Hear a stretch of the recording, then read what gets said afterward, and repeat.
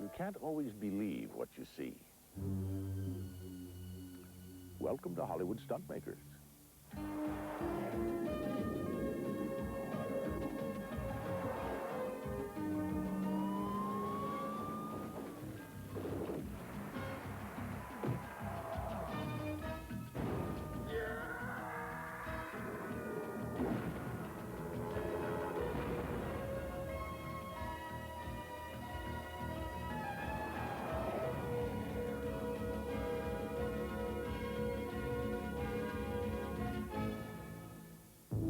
Today on Hollywood Stuntmakers, we'll meet some of the film's most unusual creatures and the special effects magicians who created them.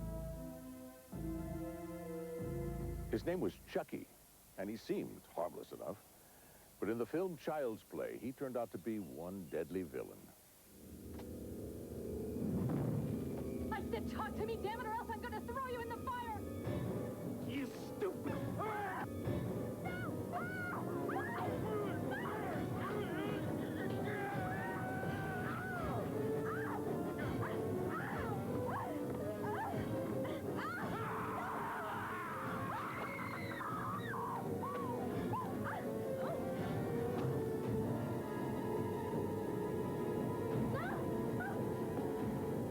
I don't know why I'm always cast as a psychopath. Special effects magician Kevin Yeager. I first started on Child's Play. I got approached by a producer named David Kirshner, who came to me and said, I want to make this killer doll. And I want him to be really cute. And at one point, I want him to turn really mean.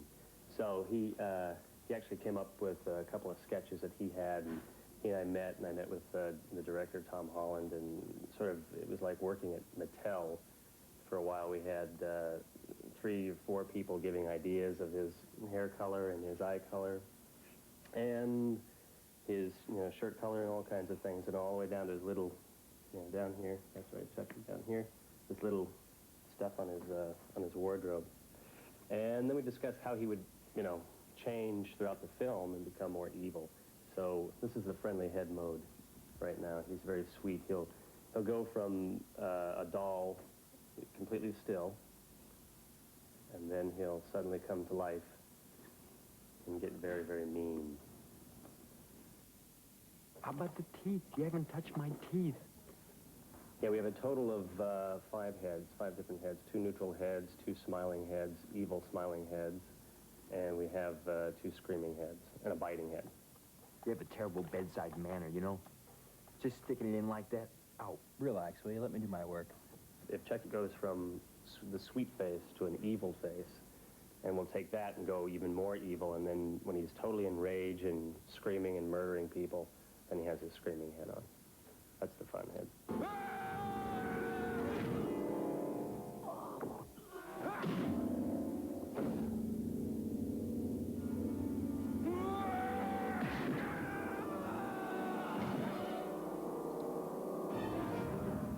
What's wrong?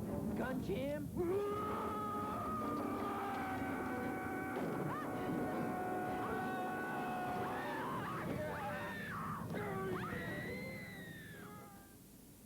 We used to have 9 puppeteers, and we've come up with ways. This year, we've got a computer that runs Chucky. His facial expressions are all run by computer. Well, they're pre-programmed into the computer by puppeteers, and then they're played back on set. He's essentially a cable puppet. All the heads that I described earlier are run by servo motors and are hardwired to boxes worked by puppeteers off camera.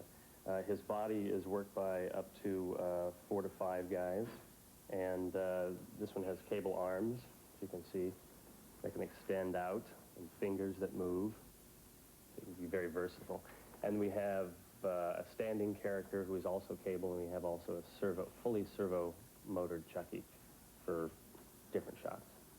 And we also have a new slave system that saves 1 extra puppeteer. So we've gone from 9 down to 7 now. That's right. Pretty soon I'll be doing it all myself. Yeah, and you won't need me anymore, will you? Well, I'll just do monsters while you're off making all the money, I guess. When Hollywood Stunt Makers returns, we'll find out what other little nightmares Kevin Yeager has been creating. Frankenstein, the Wolfman, Dracula, some of the most terrifying monsters ever captured on film. Add one more to that list, Freddy Krueger. It's back in the saddle again. Having worked on Nightmare on Elm Street films 2, 3, and 4, Kevin Yeager has had plenty of opportunity to develop his makeup for the maniacal Freddy Krueger. Why should we fight? We're old friends, you and I. Remember? Let's get high. The first Nightmare on Elm Street film was pretty exciting for me because it was my first film, and there was not only, you know, the Freddy makeup, which was already established in one, but you never really saw him, so it was sort of allowed enough freedom to change his look, you know, give him more details around his, you know, scar areas and stuff like that. That was quite exciting because I got to do the Freddy makeup, which was a great thrill, and to work with Robert Englund and all this. And also I had a chance to create a couple of effects, you know, a couple of puppet heads, which was at that time just enough for me. And then we got into part 3, which was my second Nightmare on Elm Street film. And in that one, I created a 10-foot Freddy snake with a head of about 1.5 feet wide and had a full mechanical face to it.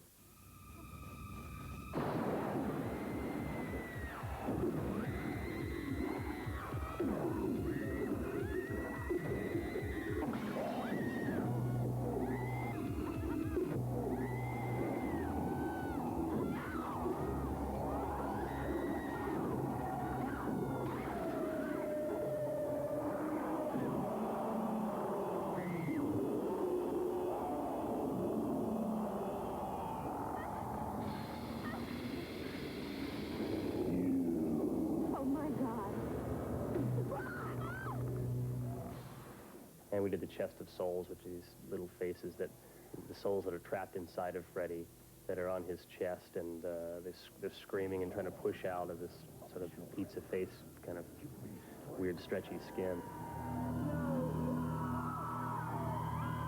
The challenge of a major makeup session every day can be a tiresome chore for the man who portrays Freddy Krueger, actor Robert Englund. So when offered another heavy makeup role, as the title character in the remake of The Phantom of the Opera, it was not an easy choice to make. And I thought about it for a while, and I said, do you get me Kevin Yeager to do the makeup, who's the best guy in the world? I said, I'll do it. And we worked it out to get Kevin again.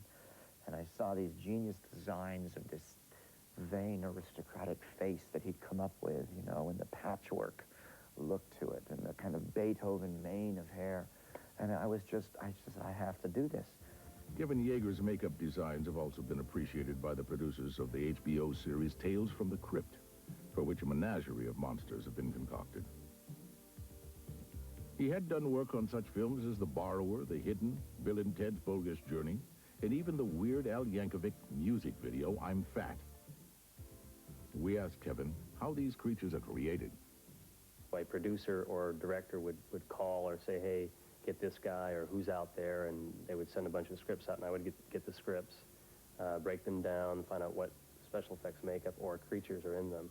Then you take those ideas and go back to the studio and start sketching out whatever they asked you to do, you know, and I end up doing about 3 to 4 different designs of a character like Chucky or Freddy, different, just to give them options. But you try to point them in the direction you want to go. Ultimately, you know, you're not trying to make it look like somebody else's work. Okay, Chucky, say goodbye. Okay, but first I'd like to take this moment to say so long to my peers like Freddy and Jason, and say thanks to the Academy for the nominee that's coming up soon, probably for my next film. Won't be long, I'm sure. Just ignore the guy behind the chin strap. Goodbye. Now we're going to meet Michael Westmore, one of the legends in the art of motion picture makeup. Michael is part of the 3rd generation of Westmores to enter the field of makeup, his grandfather having started back in the 20s. Michael specializes in fantasy and science fiction makeup for such projects as TV's Star Trek: The Next Generation. But he also is well known for creating realistic makeup effects. having worked on Rocky films 1 through 4 and on Martin Scorsese's Raging Bull. Given this wide scope of subjects, we found out from Michael just how he goes about creating his fantastic characters. To be able to source the ideas, you have to look to different vehicles. You look to books, to old pictures, to actual photographs from magazines and things. I know with Star Trek, I have an extensive library on science fiction books. There's a lot of crazy artists and things. There's certain lines which we learn from cartooning that create sadness, create happiness. And this can be put into your appliance to create the same look on the person's face, whether they're emoting or not. With the Romulans, which is like a Vulcan, except they're the bad guys. Well, on television Romulans, we have foreheads on them that have a frown built into them.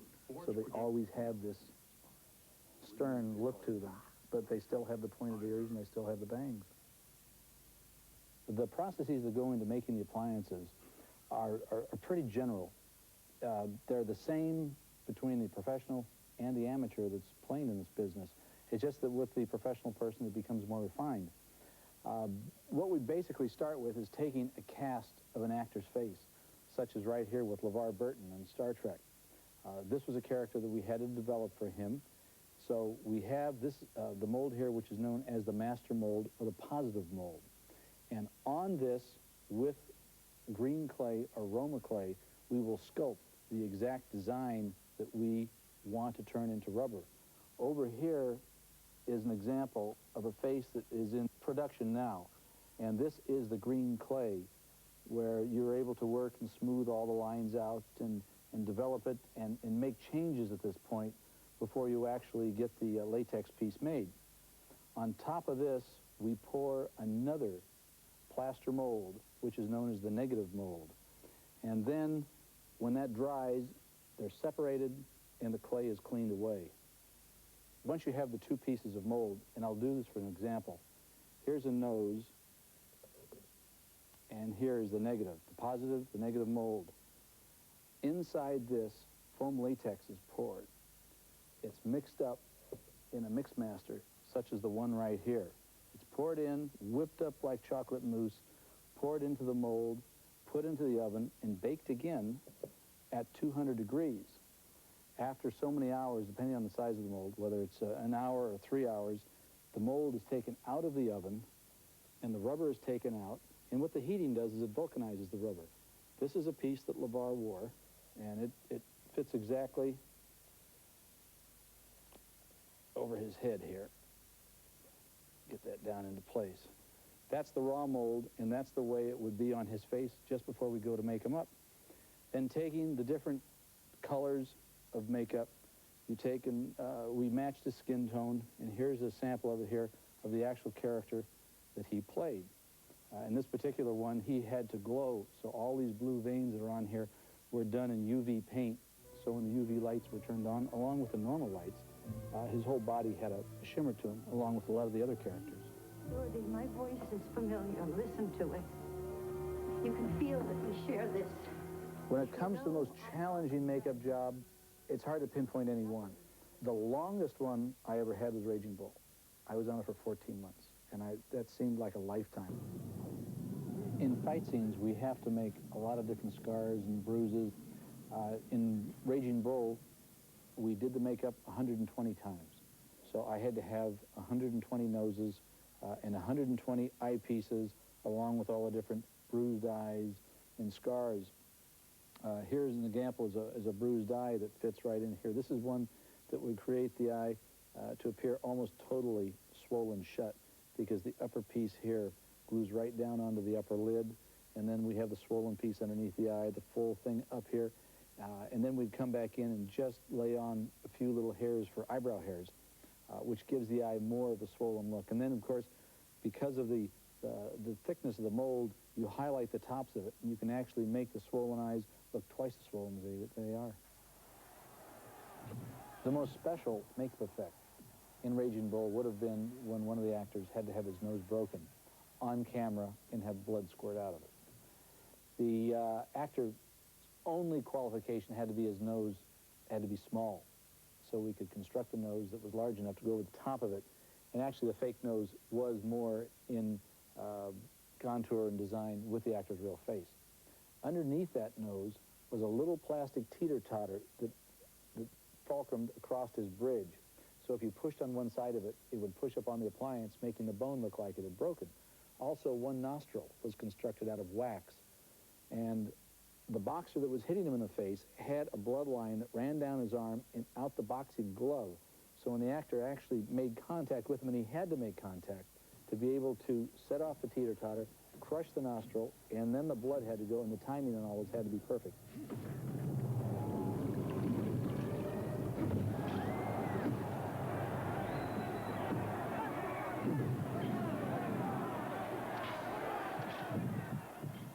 When we come back, we'll meet the man who created the population of an entire alien world.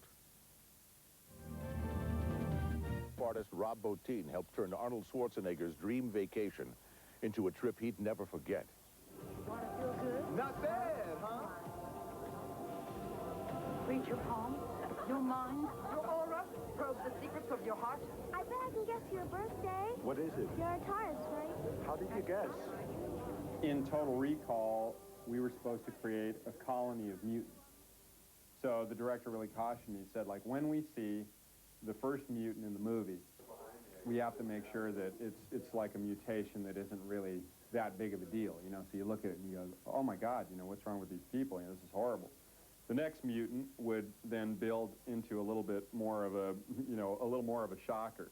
So we see this one guy in the bar who has this weird, you know, like kind of flesh thing growing over one eye so you don't see it, and he's got this really weird sort of twisted brain thing. I mean, it's actually, he's pretty wild. You got a lot of nerve showing your face around here, Hauser. Look who's talking. Then later on we see the creme de la creme of mutants, which is a character named George. This character, actually, when people see the movie, they don't actually realize that the little baby is not the only special effect in the scene. Also, the guy wearing it is a special effect. The actor was not even present during this scene.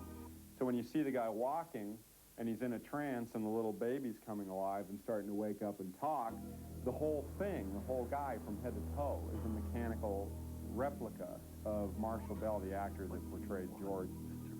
We took, you know, a total, you know, casting off of Marshall Bell from head to toe, and actually had an entire slave mechanism that you slip into. That when the actual operator moves his arms and moves his fingers and his head and stuff like that, this character will duplicate the motion in front of the camera. And this was also the same way that the little mutant brother was operated, was someone else slipped into another slave suit and they moved their hands. So when he points at Arnold and he says, you know, give me your hand, you know, there's actually a performer performing these movements off camera. The mechanical effects that I did in Total Recall were actually like when Arnold was disguised as, and they call her this in the script, the fat lady. I didn't name her that, you know. When you see the woman start to malfunction, that's actually the actress. Then we cut to another head, which is a fully articulated robotic duplicate of the woman, which begins to shake and the eyes roll around and it has this really weird expression on its head. And then, you know, the ear pushes in and comes out like a cartridge. It shuts and the wig ejects. That's another head. That's head number 2. Head number 3 is the Venetian head, and it begins to open, open, open, open. And this is done with this thing back here, which is took many, many months to create, you know, all the mechanical, you know, bearings and tracks and everything that are all precision machined to actually be able to open this mask up, which was actually lifted behind Arnold hydraulically on one of those things that you would usually use to lift a car to work on it in a garage because the thing's so heavy. Even Arnold couldn't pick it up, and let alone wear it. And then we have the real Arnold standing here, you know, we're framed up here on yet another fat lady mask, brings the mask down into the shot, which is basically just a head, and throws it off camera. The guys catch, you know, that head off camera, cut over their shoulder, and now we see what is the mask but appears to be talking, which is now the actual actress herself made up to look like a bald version of herself with the lip of the mask down here, and then they rotoscope out her body and sandwich in another background, so it looks like her head's actually floating there talking. That is done optically in using a combination of makeup effects and the optical effects. And then it explodes, which is yet another fat lady head. Get ready for a surprise! There were so many different kinds of special effects. You know, there was the opticals, the computers, the makeup, everything that I've mentioned before. And for that, you know, for our outstanding achievement, we won an Academy Award, you know, this year, our whole group or whatever, so that was really neat to be recognized for that, you know, because it was a lot of work and actually some really groundbreaking, innovative stuff. Well, the next time you leave a movie that you liked, you'll know a little bit more about the movie magic that went into making it. It could be visual effects, makeup, or maybe... She's been described as typically outgrows even the most successful Hollywood offerings, whether he's doing martial arts, leaping from 58-story buildings, or swinging precariously from giant dockyard cranes. He's always Jackie Chan.